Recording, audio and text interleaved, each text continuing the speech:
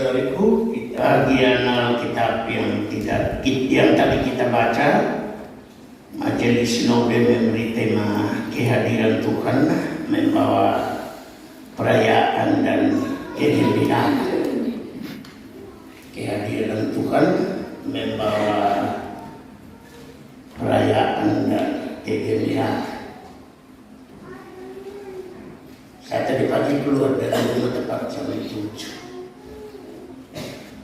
Tidak kurang, tidak lebih. Dan karena itu saya bilang Pak Spir, kita jalan pelan-pelan. Jadi kami jalan pelan, betul pelan. Karena menikmati jalan yang begitu pelan, kaget HP bunyi WA. Saya coba buka. Yang saya kaget pertama dari WA itu ialah ada teman pendeta kirim TikTok. Yang saya lebih kaget lagi, yang nampak dalam TikTok itu betul orang. Hai atuin neto mama satu ya. Yang lebih kaget lagi ya, ini mama sementara tensi, karena tensi pun kerja bak mama, rambut turun tidak beraturan, yang betul hanya biji mata. Yang kedua, kata-kata yang keluar dari mulut juga tidak beraturan. Kata begitu banyak diucapkan, tapi ada satu kata yang selalu dia ulang-ulang. Tinus, tinus. Lupung sakikir lain. Kita coba ikuti. Kenapa? Bepung kata perempuan mengomel tinus. Ternyata ada alasannya Bapak, Mama sekalian. Mama tua hitung-hitung, lagi 1 minggu lebih kita sudah masuk perayaan Natal. Tinus pun hasil kerja, dia suka beli baju bagus. Tinggal satu yang belum bagus, yaitu rambut voluntar. Dia memahami bahwa dia sendiri akan tampil lebih bagus kalau pakaiannya, kalau rambutnya itu menjadi serba oke. Dan karena itu dia mengomel. Tinus lo hanya jangan kasih doi. Beta tunggu sampai di batas Timor Leste. Doi sudah negara. Jadi dalam hati, mantua sambil tunggu sambil jalan. Kalau waktu mau kasih doi di rumah, mantua jalan, ya pasti sedap doi. Oh, sambil jalan lah. Waktu ada tunggu di rumah. Tapi itulah. Dia mengamuk, dan yang lucu ialah dia berintis sendiri, tinus bersama apa-apa saja. Lucu. Baru hidup sendiri, berintis sendiri. Tapi ada mana di dalam cerita ini, Bapak? Saya tidak tahu, kita masing-masing memberikan makna. Yang pertama, bahwa dari cerita ini orang menunjukkan kepribadiannya yang selalu mengikuti perubahan. Mantu tahu nama siapa? Ya. Tapi karena dia tahu bahwa salah satu bentuk perubahan yang terjadi bagi dunia sekarang ialah orang dikatakan bagus kalau rambut tarik lurus. dalam hati ini yang kami teliti baik, maka lu yang lurus mau ikut tali kita.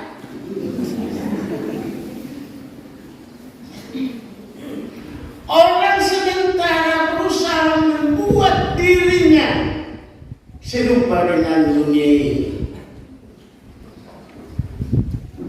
Itu catatan pertama yang saya dapat. Catatan kedua yang saya dapat, karena mau berusaha untuk hidup serupa dengan dunia ini, maka dia berusaha juga untuk tanpa sadar menuntut orang yang dia kasihi untuk menciptakan sebuah persaingan dalam kehidupan. Paksa suami karena orang lain, perempuan lain suka tarik rambut, suami juga harus. Ketika persaingan itu muncul bapak mama dalam hati, maka batasnya tidak menentu. Dia sendiri tidak tahu dia pribadi itu siapa. Mampu tunggu janji Tinus sampai di batas Timor Leste, padahal Tinus ada di rumah. Saya berpikir bahwa Stefania juga sementara berbicara terhadap orang Israel yang selalu hidup dalam keterpurukan akibat karena penyangkalan dan ketidaksetiaan kepada Tuhan. Orang Israel itu kita semua tahu, umat pilihan Allah. Kebanggaan menjadi umat pilihan Allah membuat mereka untuk bermimpi bahwa kehidupan sebagai umat Allah adalah kehidupan yang serba harus senang. Dan karena itu kalau tersalah sedikit, dosa mengomel. Tidak hanya mengomel para tokoh-tokoh, tapi juga termasuk mengomel dan membelakangi Allah. Dalam kisah Stefania Bapak, kalau kita baca tadi lengkap, ada kisah pendahuluan di ayat 9 itu, bahwa Allah merencanakan hukuman bagi orang Israel. Tapi sangat luar biasa Allah kita Bapak. Dia tidak merahasiakan hukuman itu. Dia memberitahukan secara transparan hukuman itu kepada orang Israel. Dan dari pemberitaan, dari motivasi, dari dorongan, dari peringatan yang dilakukan oleh para nabi, terakhir orang Israel sadar dan mau berbalik. Ketika mereka berada dalam situasi transisi untuk berbalik, Allah suruh Stefania kasih tahu, ambil keputusan, jangan ragu-ragu. Yang pasti karena Allah segera akan membatalkan hukumannya terhadap kamu. Karena itu kamu berbalik terbalik. Penghukuman sudah dibatalkan. Kamu dibawa masuk dalam sebuah lingkaran kehidupan yang baru bersama dengan Allah. Saya harus bertobat dan menyambut pembaharuan hidup itu. Allah menyuruh Stefania untuk kasih tahu umat Israel, berpesta pora, bertampik sorai. Ya. sebuah kegembiraan yang tidak bisa dibendung karena pembatalan Allah terhadap hukuman yang mau ditimpakan kepada orang Israel. Siapa senang Bapak? Kalau dosa yang merah seperti kemis dibuat menjadi putih, harus senang, harus bersukacita menyambut keselamatan itu, menyambut pembatalan hukuman itu. Yang kedua, mereka harus bersukacita tampik sorak-sorai, karena Allah tidak hanya membatalkan hukuman, tetapi Allah sekaligus ada di tengah-tengah umat Israel. Ini yang luar biasa, Bapak. Tadi orang Israel berpikir Allah jauh, tetapi ketika pembatalan hukuman, Allah begitu dekat masuk dalam kehidupan mereka. Kehadiran Allah di tengah-tengah kehidupan umat Israel dikisahkan oleh Sefanya dalam 3 hal. Yang pertama, Sefanya bilang Allah hadir tidak hanya sekedar hadir dan lihat kamu senang, tapi Allah hadir sebagai seorang raja. Dia hadir dalam kehidupan sosial politikmu. Dia hadir dalam kehidupan pendidikan ekonomimu. Dia hadir dalam budayamu. Dia ada sebagai seorang raja. Yang kedua, Sefanya bilang Allah hadir di tengah-tengahmu seperti seorang panglima yang berperang. Semua musuh akan dikalahkan, malapetaka tidak akan menimpamu. Ya. Dan hal yang ketiga yang Sefanya sampaikan ialah bahwa Allah hadir, Allah membentengi kehidupan manusia. Itu bukti sukacita Allah karena orang Israel mau bertobat. Jadi bukan Allah hadir karena memang dia mau hadir, tapi sukacita Allah karena orang Israel mau bertobat. Maka Allah mau hadir sebagai raja, Allah mau hadir sebagai benteng kehidupan. Allah juga bersukacita karena orang Israel sudah bertobat. Yang Allah juga senang bersukacita.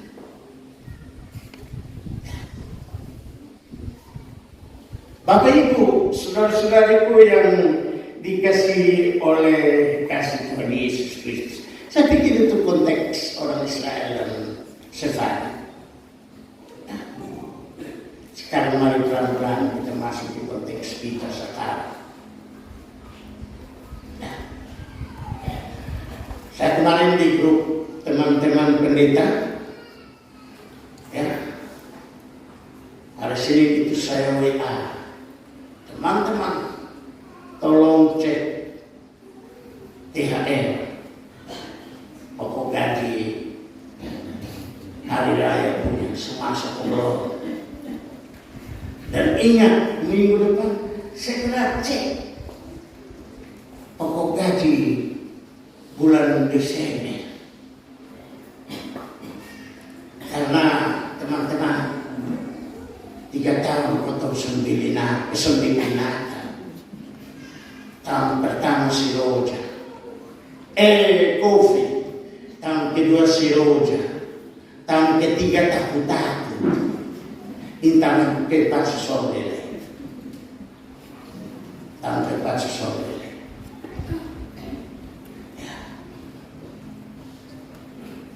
Pertanyaannya, apakah betul secara iman yang mendorong kita untuk bersuka cita atau sonde.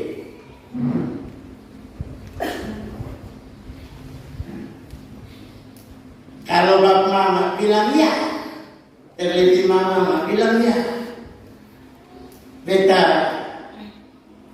siap untuk merayakan Natal dengan suami dan anak-anak, bikin kue, beli pakaian dan sebagainya.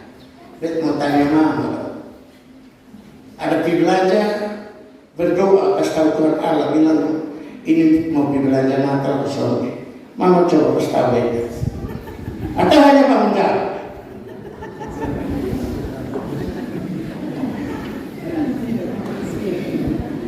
Saya punya kesimpulan sederhana sahabat mama. Orang Kristen ikut merayakan Natal tadi, tapi perayaan itu perayaan yang tidak dilandasi iman. Suka tiru-tiru. Kemarin sore kita duduk di teras Pastori Matahari, nikmati kopi pahit. Kaget topik apa ikut. Ya, barang full. Ibu bilang, oh iya, penatura yang 78 baru belanja untuk dompung rayon. Kita bilang, kalau seandainya dalam Injil bilang tiap 3 bulan Natal, maka toko dong kaya harus.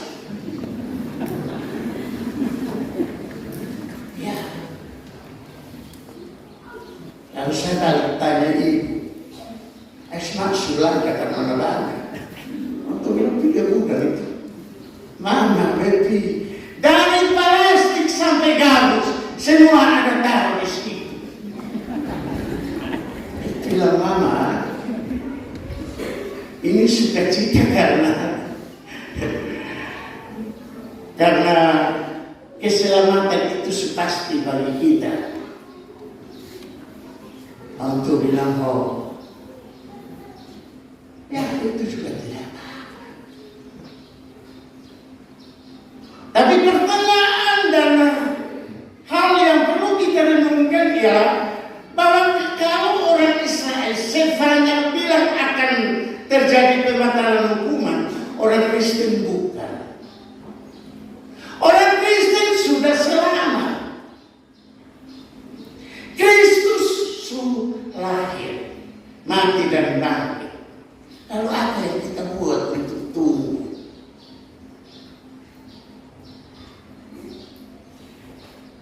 Ya. Minggu yang lalu kita ikut kebaktian, ada 2 orang bersaudara yang pas sama-sama masuk di gereja. Yang satu dahulu, yang satu ikut belakang. Yang dahulu jalan pelan-pelan, yang belakang beta kaget, kok kenapa duduk beta. Nah itu kenapa tadi berarti ada emosi di dia muka, kalau orang sudah marah tahun. Ini orang Kristen Pak. Keselamatan bukan hanya sebuah berita bohong, tapi sebuah kenyataan. Lalu orang Kristen menyambutnya dengan sikap dan versi pemahaman masing-masing. Saya pikir itu mesti lebih banyak bertobat. Kita mesti lebih banyak bertobat. Hal yang berikut, Bapak. Kepada orang Kristen Allah menyuruh agar dalam setiap tindakan orang Kristen harus sadar bahwa Allah bersama-sama dengan dia dalam hidupnya. Nah kalau Allah bersama-sama Bapak, kotong berbeda pemulut dipilih itu Tuhan Allah mau kosong. Kotong mati itu kira-kira Tuhan Allah mau kosong. Kotong baca cerita orang pun sudah baik kira-kira itu Tuhan Allah mau kosong. Ini Allah di tengah-tengah.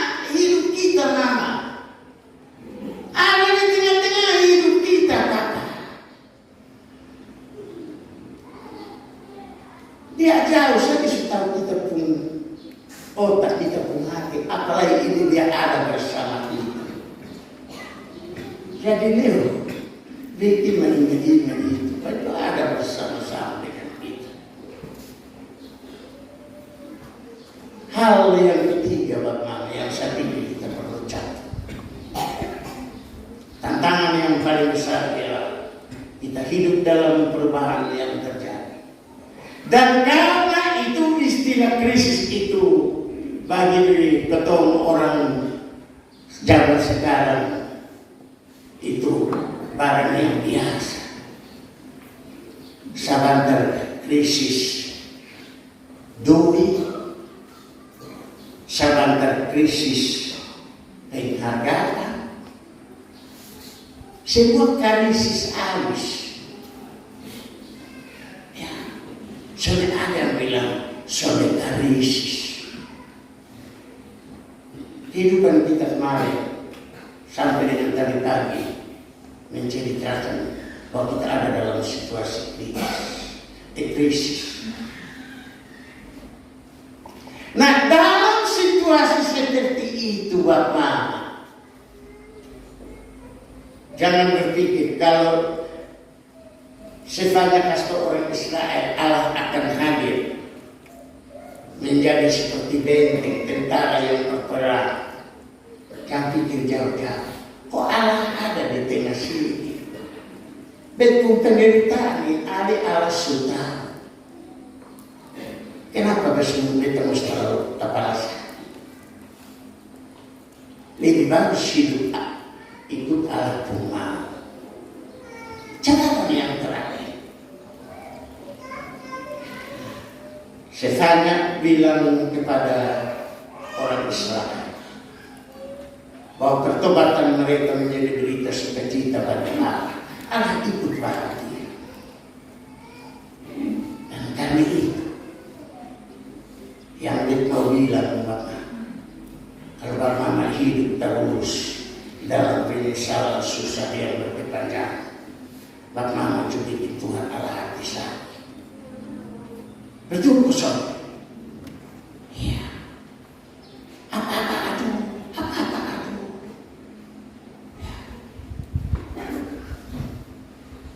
Jangan dulu jalan terus. Tuhan Allah ada di samping. Tadi cerita saya sudah kasih habis.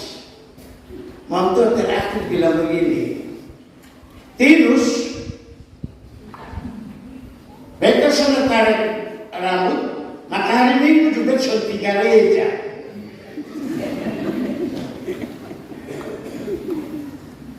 Karena manusia pun salah, jangan tidak salah Tuhan Allah lain. Jangan salah Tuhan Allah. Tapi setia dengan perintah Tuhan. Tuhan memberkati kita.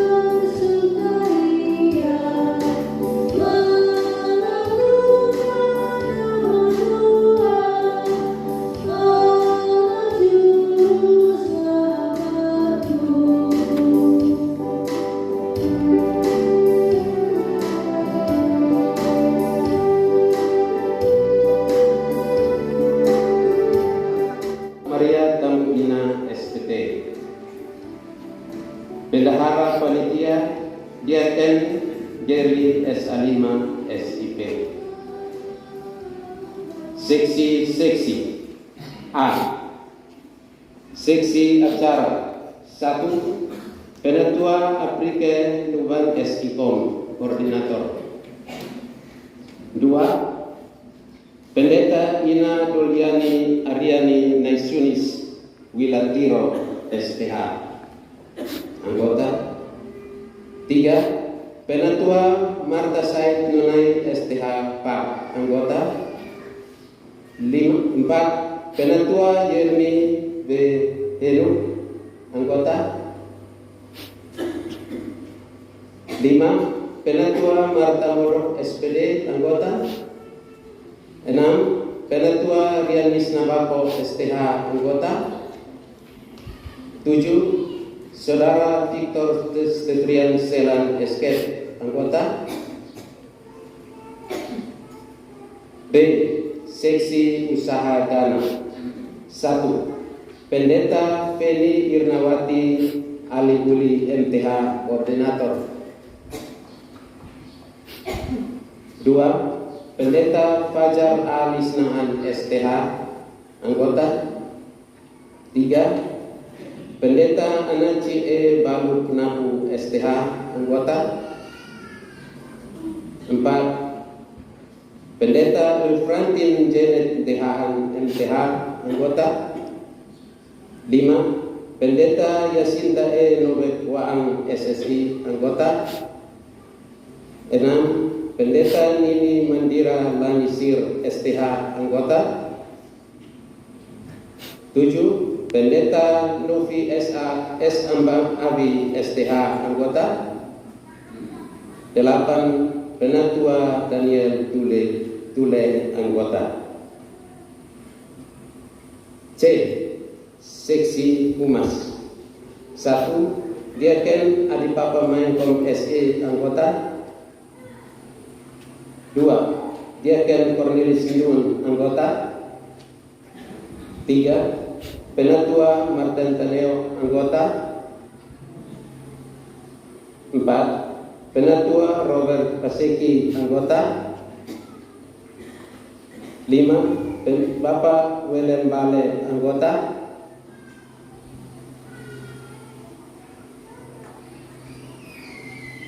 6. Diaken Febri Tarsita Lake SKM, anggota. 7. Diaken Merlin Irianti Ati, anggota. 10. Saudara Krishna Jermia Selan SSI, anggota. Seksi perlengkapan. 1. Diaken Jimmy Yohanes Ati, koordinator. 2. Pengajar Elia Luluporo, anggota. 3. Penatua Nicholas Van Knight, anggota. 4. Penatua Octavia Baubia, anggota. 5. Diaken Liberty Luci SST, anggota. 6. Diaken Domingus Ulu, anggota. 7. Diaken Mika Erdianto Koa, anggota. 8. Diaken Milianus Bau Esos, anggota. 9. Diaken Binto Yohanes Taneo SP, anggota. 10. Diaken Yongki Moses Abraham Sarjana Hukum, anggota. 11. Diaken Teresia Nenomna SPT, anggota. 12. Pengajar Isi Karniati Kause SPD, anggota. 13. Diaken Agustina Hanapuli SPD, anggota. E. Seksi Konsumsi. 1. Diaken Marta M. Gadoko SPD, koordinator. 2. Penatua Diana Takoi Borok, anggota. 3. Ibu Yori Nuwan Nakamnanu, anggota. 4. Ibu Yohana Neno, anggota. 5. Ibu Maria Kause Sespao, anggota. 6. Ibu Sarah Lulan Padoko, anggota. 7. Ibu Sofia Bako Bau, anggota. 8. Ibu Marceta Neo Snae, anggota. 9. Ibu Juliana Tahuli Koa, anggota. 10. Ibu Mariana Sahib Nuban, anggota. 11. Ibu Yanti Doko Tola, anggota. 12. Ibu Aminah Sahib, anggota. 13. Ibu Salcema Manafe, anggota. 14 Ibu Bergita Mahkoa Mana, anggota. 15 Ibu Yunita Roko Buai, anggota. F. Seksi Dokumentasi. 1. Penatua Ani Mariana Adu SPD, Koordinator. 2. Pengajar Jessica LF Sumbanu, SPOM, anggota. 3. Penatua Yesti Adeltia Benu STR AK, anggota. 4. Diaken Meti Nensono SPD, anggota. 5. Diaken Akswin Rohibire, anggota. 6. Diaken Selvin Nenosono SPD, anggota. 7. Saudari Intan Yunita Bani, anggota. 8. Saudara Gerarma, anggota. G. Seksi Keamanan. 1. Penatua Victor Harisaputra SPI MSI, anggota, Koordinator. 2. Penatua Milianus Talan, anggota. 3. Pengajar Octavianus Melo, anggota. 4. Diaken Umajuma, anggota. 5. Diaken Andri R. Snai SPD, anggota. 6. Pengajar Ishak Suniuf SPD, anggota. 8. Diaken Krisnus Reo, anggota. 8. Diaken Jeffrey R. Abraham SH, anggota. 9. Diaken Gaius A. Lombeni SPD, anggota. 10. Diaken Norben Isa, anggota. Ditetapkan di Webunu pada tanggal 14 Desember 2023. Sekretaris Penatua Supriyadi Suharjana SE, Ketua Pendeta Gustav W. Amekan STH.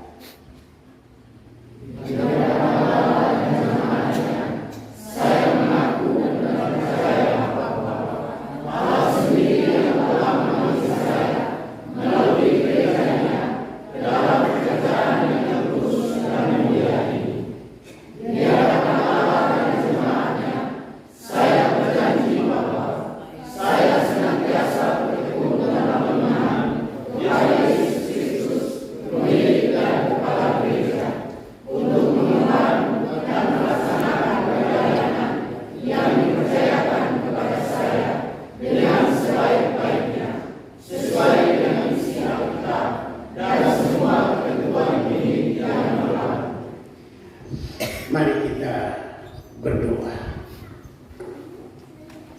Ya Allah, Engkau telah memanggil hamba-hamba untuk mengatur proses serah terima yang akan terjadi pada tanggal 15 Januari 2024 di Jemaat Narwastu Klasis Kupang Tengah. Kami mohon kepada anugerahkan kepada mereka roh, hikmah, dan berbagai berkat yang dibutuhkan supaya pelayanan yang mereka imban hanya untuk kemuliaan Tuhan. Keluarga mereka, kenalan mereka, semua jemaat kami berdoa. Amin. Bapak Ibu, saudara-saudari yang dikasihi Yesus Kristus, saya persilahkan panitia menghadiri jemaat.